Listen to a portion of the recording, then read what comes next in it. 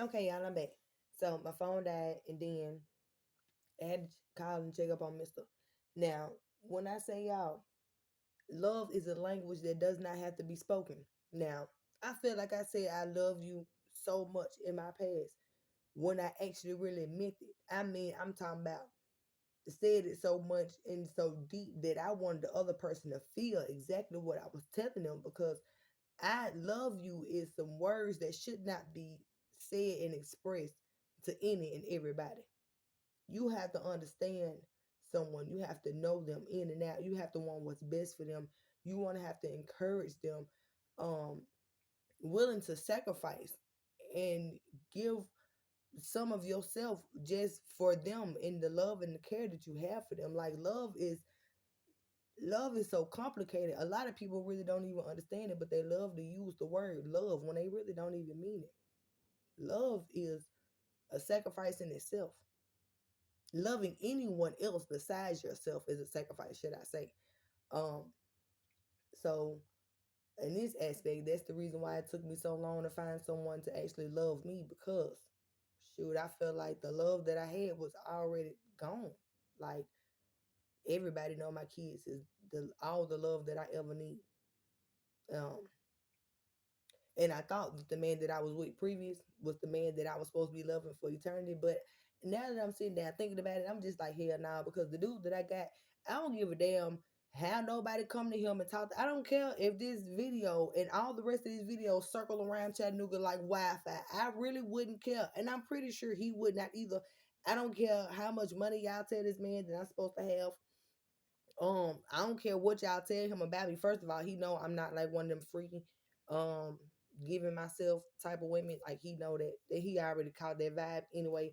And then not to mention, I got all the videos down below letting this man know that I ain't went nowhere in God knows how many months and Sundays, and I ain't talked to nobody. So even if I did talk to somebody, it was just over the phone. Ain't nobody even been in my home, so he know that too. So whatever, I take his word, he take my word. Matter of fact, we ain't even got to do. No, I'm finna check up on each other because we don't do that. As long as he tell me something, I go by what he's saying. He go by what I say. Not an issue at all. So we're good on that. So yeah, just sitting back, and it was early this morning when I was up and I was thinking about it. And I was just like, you know what? Not saying that I actually think about my son's father at all, or think about the relationship that we could have had, all the rest of it. Because I told y'all in the videos down below, any two times somebody cross you for real, whether it's about somebody else. Now, if somebody cheated on you, if you go back to them, you's a stupid motherfucker. And I'm just going to tell you that you is. Because that means that they didn't want to be with you. Period. They didn't want to be with you. I don't care if it was for a split second. I don't care if it was for a long second. I don't care when it was. That means they put everything that y'all have had and did or whatever aside and was just like, you know what? I'm going to sit you right here. And after I get done dealing with this person, when I come back, if you still right there where I set you, if you know anything about the situation, you still decide to want to tag along or whatever, then okay. If cool, then if not, then I guess it's cool. Because it's like in their mind, it's just like they really don't care. So I'm just telling you from old shells, as a person that has cheated in my past, honey, when I cheated on my children's father, I wanted to leave. Y'all better believe I wanted to fucking leave. I was sitting up there like, yeah, nigga, catch me, please, catch me, please. And every doggone time I tried to work it out because I thought about his feelings every time. Now, I do not condone suicide at all. I don't condone you hurting yourself, honey. And y'all folks that cut yourself, if you are offended by what the hell I'm finna say, then get your shit together. Because I know that shit hurt, and it's only hurting you.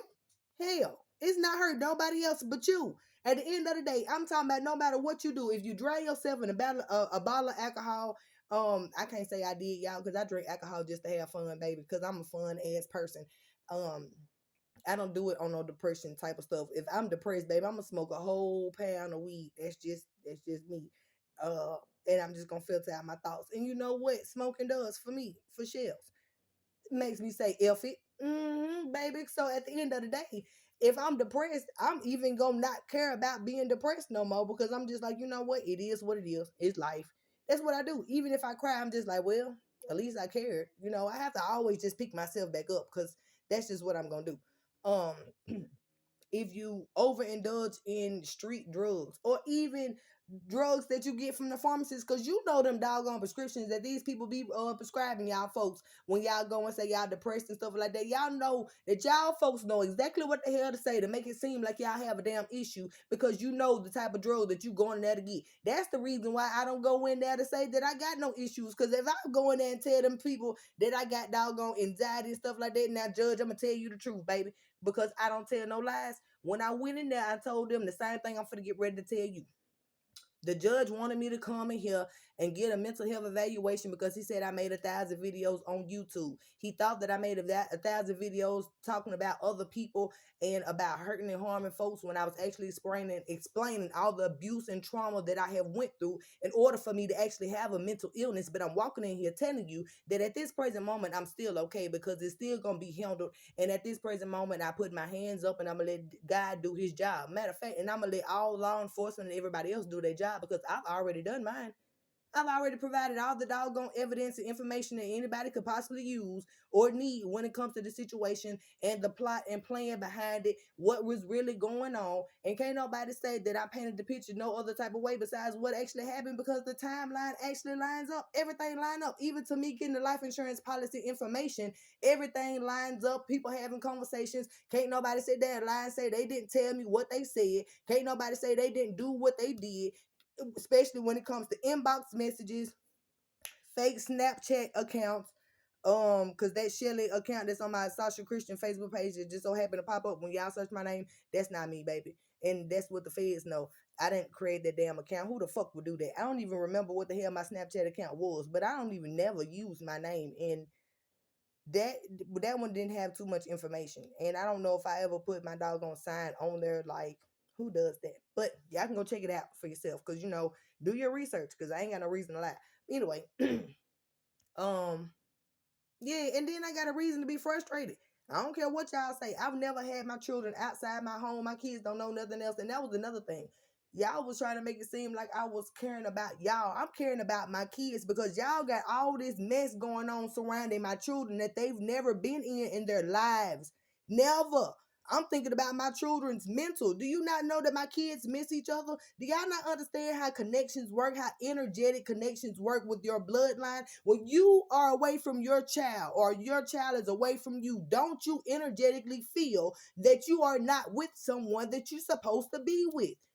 That is natural. That is human nature. I don't understand if I got to keep on explaining to y'all the reason why this is something that I would not let go. Human nature, my motherly nature tells me something is not going right with my kids. And y'all think I'm supposed to just sit here and just drop it?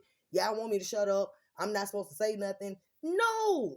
The only reason why I scale back a little bit is because at the end of the day, I done talked to a couple of people and I said this. It's not right as a parent, whether male or female, to have a child. One, two, however many you have by, however many people you have kids by, for the whole duration of these children's lives. I don't care if it's for 6 months. I don't care if it's for a year.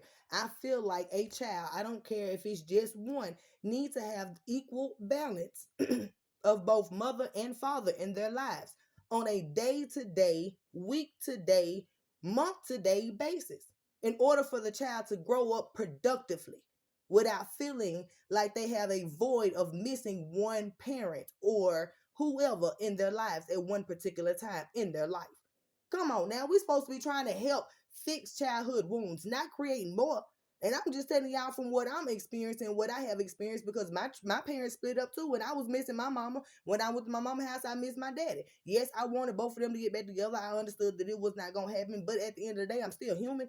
I miss both of my parents. That's just how it is. So when I talk about my kids and I talk about what's going on and how y'all gonna feel it when it comes to my kids, I'm telling you on an energetic level of a parent, especially a mother. I carried these children. It was a cord connected from me to these kids. And this is something that you scientists could even tell you genetically. The connection between a mother and a child is something that scientists can't even really prove at this moment. It's like a twin connection.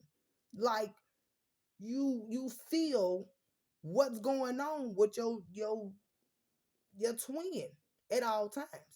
Now, everybody got mamas. Now, a lot of y'all black. A lot of y'all mamas can tell y'all that, because Look, my mama done told my brother on a couple of occasions, don't walk out that door, boy. You walk out the door, something gonna happen to you. Guarantee y'all, I BS y'all not. You think I'm lying? Mr. Wyatt, this is exactly what happened the day that my brother went to jail and all this stuff was going on. When my brother ended up walking out the door when he was drunk, my mama ended up putting him out. That was it for her. And she told him, don't walk out the door. Boy, something gonna happen to you. And it did. And I bet he regretted it because he sure came home. Matter of fact, he didn't even come home. Mr. Wyatt, once again, I think you was around when he called my mama crying, telling me, well, can I get some work clothes and some socks? Because Mr. Wyatt and his friend Eddie that worked at the store at Rogers at the time was the ones that came back my mama home and got my brother stuff because my mom wouldn't even allow my brother to come home because he had acted a fool because he didn't know how to control himself when he was intoxicated. And that's exactly how my brother passed away. He was intoxicated and somebody hit him. Said they didn't see him. She's off living her best life, and my brother don't have one. So I'm just saying, I just be trying to tell y'all stuff that I done went through. But when it comes to my doggone kids, that is when I made this video that I still have not posted yet. These two videos from October the 31st, because there's a whole bunch of other details. Now y'all know that I know stuff, right? And I don't want y'all to know what I know until after it's gonna happen. Like it wouldn't. I'm just telling you. I mean, it's a lot of stuff that I not already told y'all that has already happened. So yeah, whatever. Get with it. Get lost. Don't care. Um, the thing is, when it comes to our children, you gotta understand. When it comes to raising children, that's a process. Nobody has given a handbook of how to raise children. Y'all, I had my first child 2 weeks after my mother passed away. You talking about some stuff that I didn't even want to. 19 years old. I'm 19 years old, y'all. My best friend, my whole life, my foundation, everything crumbled, and I'm over here dependent on a man that I've already had relationship issues with, depending on his family. Don't even know them from Adam or Eve. Done that for to bring a whole new life into this world, and I'm over here stressed out and confused because I'm just like I already done lost this battle when it comes to my child by not giving them a stable foundation. But I always instill something inside of me that no matter if my children have anyone else besides me, I'll be all that they ever need. But that's my heart. But that's not how I act. The reason why I'm letting this play out because my children have to see who wants what's best for them. Because they see me. They've seen my actions. They've seen that I've turned my back and said no multiple times when I felt like my children were in situations with their father figures that was not right. The only person that I didn't have to turn my back on was my daughter's father. Because he told me at one time that I got mad at him, y'all, because he was supposed to get my daughter. And he got her and he called me not even the next day. It was like 8 hours. Jeremy, if I'm lying, I'm flying. You know I'm not lying because you was here. And he said, and I quote, he could not keep her because it was not what? Nobody there. It was just him. It's nobody for her to be with. It's just him there. Y'all, I got so pissed off and my child hadn't seen her father since then. So when he said, and everybody know about the time I pulled up on him acting a doggone fool out here, I did that for a reason because if you out here just living your best life, you can't. I didn't even care about him not coming to get her. I even just asked him to come down here and come and see her. And y'all, all my children's fathers can attest to the fact that when they come to this household, Mr. Freeman, you still are over there hoarding on to this doggone, I don't want to be around her. Man, you done seen me in action. When my children's fathers come here, do I even be downstairs around them? I don't be around because they're not coming for me. They come for their kids. Mr. Wyatt done been in and out my doggone house. He done went up and down my doggone steps. That man has been in my home with me and all my kids at multiple times. And I done been my ass in my room. He had a lot of kids in this household. So that means he got to go back and forth. He's trying to see what his kids are doing and what they got going on. I don't want my kids to be subject just to go to a living room to sit down and have a conversation with their daddy. If he coming over here to check on them and see what's going on, he walk around their home. And they come, he come to my house so often, he know what's going on. Y'all, he picked up my children every day for school. Everybody know this doggone story. He picked them up in the morning. He came by twice in the morning. He came by twice in the afternoon. Matter of fact, 3 times in the afternoon sometimes. And then he got them on Friday, and he would be back sometimes on Saturday if they needed something or just wanted to come by, and he brought them back home on Sunday. This man was at my house all the time. So if anything was going on, he was able to see that. But you got to understand, like I said, parenting is a graduate stage. You gotta work your way up to it. Y'all think for any moment if I went from having, I'm gonna give examples, 2 kids to having 8 kids, that I would know what to do? Hell no. And that's exactly what I was trying to explain to you, Mr. White. How you put somebody in a position that don't really know how to take care of their own too, and then you gonna add 6 more on the load, and then you gonna leave the household.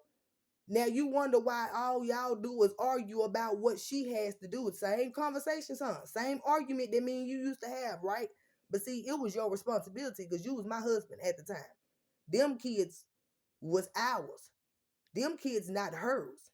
So at any given moment, she can turn her back on you. Any given moment, she can sit here and just say, I put my hands up. Then what are you going to do if she is not there to help you take care of your load while you're supposed to financially be helping taking care of? That's what I was trying to explain to you when I was telling y'all men to watch y'all children while I go to work, Mr. Freeman. When you bagged out of it multiple times because you was laying up under a female, but she had her child. Where was yours? While the mama was trying to work. See, that's what I'm saying about the one you was laying next to. Baby, I wouldn't have never, ever, rewind this because you already know I got my evidence and my proof. When the situation with your child's mother came about and Miss went to jail, I'm gonna call her Miss Piggy. When Miss Piggy went to jail and your mama called you, and your mama didn't even know where I stayed at, your mama called you because she said you need to come and watch your child. Did I hesitate for you to get up and leave? No. Because you think for any moment if somebody called me about my child, I'm going to be hesitant to get up and leave. I wouldn't even think about you. You wouldn't even be a factor. It's about my child, baby. I'm going to have to put you on pause, on hold, okay? So you can't say that with me, even when it came to your child. Like I said, when you called me to see your child, didn't I pack up all my kids if I had to just for you to see your child? Went out my way, spent my gas. You never gave me no doggone gas money you ain't put in. Hell, you wasn't helping out. But I still never kept y'all from y'all children at all. Mr. Hester, you bagged out on your own free will. You bagged out. It's the reason why you wasn't seeing your child. And I attempted, and nobody else in your family attempted to see her either or do anything for her. And she was right down the street. So let's go ahead and clear the air on that one. All right. Anywho, all I'm trying to say is y'all get mad at me for setting my intentions.